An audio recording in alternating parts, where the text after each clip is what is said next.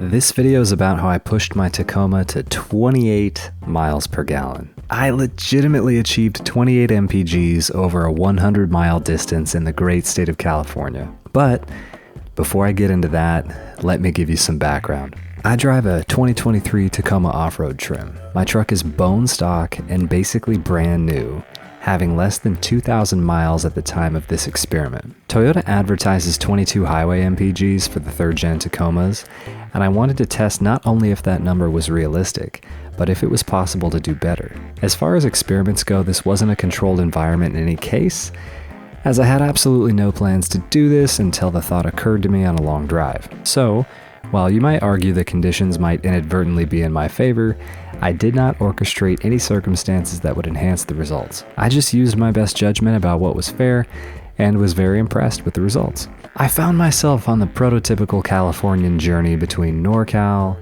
and SoCal. If you're on the West Coast, you know what I'm talking about. The most efficient route is known as I-5 or the 5, depending on which part of California you grew up in.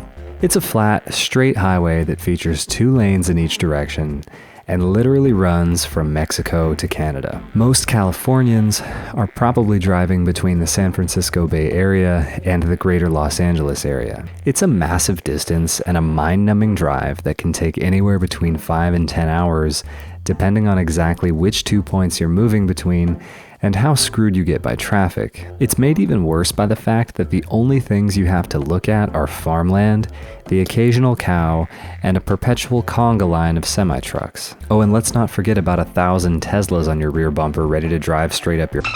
So my mind was wandering for entertainment, and this MPG experiment occurred to me.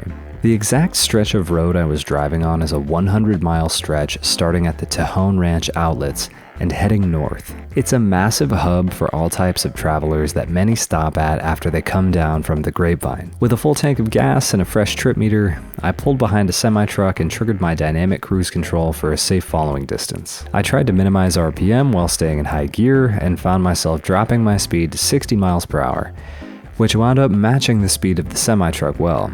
And that's all I did. For the next few miles, I watched my tank average MPG shoot up to 28, and that was backed up by the real-time MPG monitor. I did a few short experiments at different speeds, like 65 and 70, which were still more fuel efficient than advertised, but got progressively worse with higher speed. I would say I averaged around 26 MPG at 65 miles per hour and 23 to 24 MPG at 70 miles per hour. It's a little surprising to see such a big difference over a relatively narrow speed window, especially given that my RPMs weren't drastically different across that range. My leading theory is it probably becomes an aerodynamics and wind resistance issue at higher speeds, and when I think about it that way, I'm not so skeptical of the nonlinearity. Okay, editor's note. I researched this after the fact and found that this specific stretch of road does in fact feature an extremely mild downgrade. Tejon Ranch sits at 3,500 feet of elevation at the base of the Grapevine, whereas the town of Avenal, 100 miles north, sits at 800 feet above sea level. This is a 2,700 foot drop experienced over 528,000 feet, which means the grade is 0.3 degrees or 0.5%. Of course, there are plenty of sections that are flat or even uphill, but clearly there is an average downgrade. Obviously, this should benefit my gas mileage to some degree, but I want to reiterate that in situ, I was totally convinced the road was flat.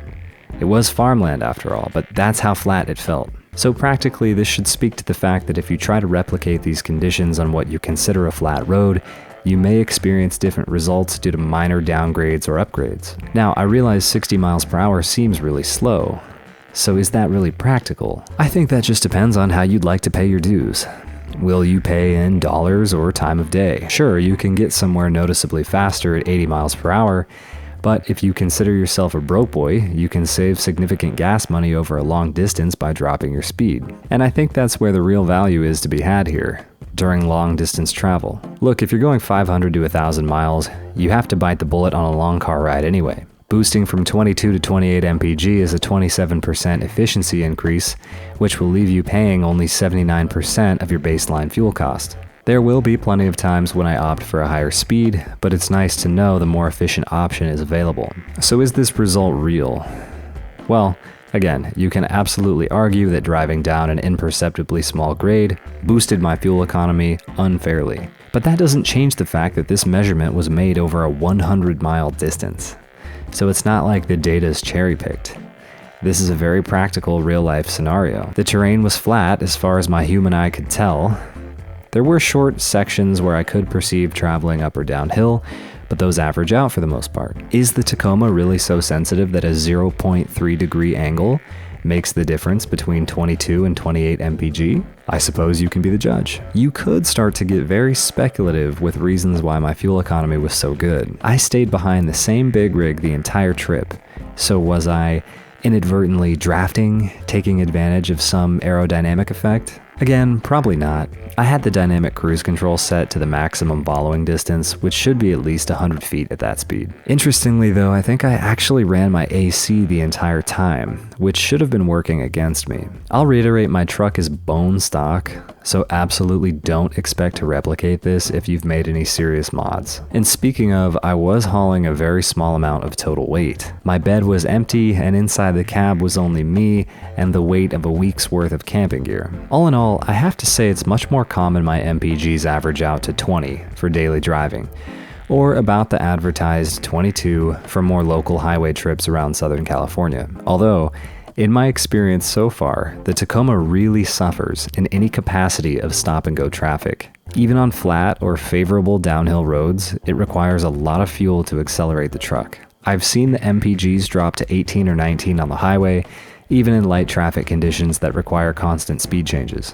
And that's very common in bustling Southern California. For that matter, even without other drivers, the truck can really suffer on windy roads. Basically, anything that forces you to slow down and speed up repeatedly will eat a chunk out of your gas mileage. So even if you opt to take the scenic country back roads on your next trip, beware that you're not guaranteed maximum efficiency. I think Interstate 5 just happens to offer the best possible conditions for this truck. So that's pretty much all there is to say.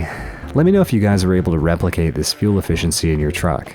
Like and comment with any questions. I'm more than happy to help, and I'm sure I missed something. Please let me know if I can improve these videos in any way. If you'd like to support the channel, you should of course subscribe. We're trying to get to 1,000. I appreciate every one of you. Thanks for watching, and have a fantastic day.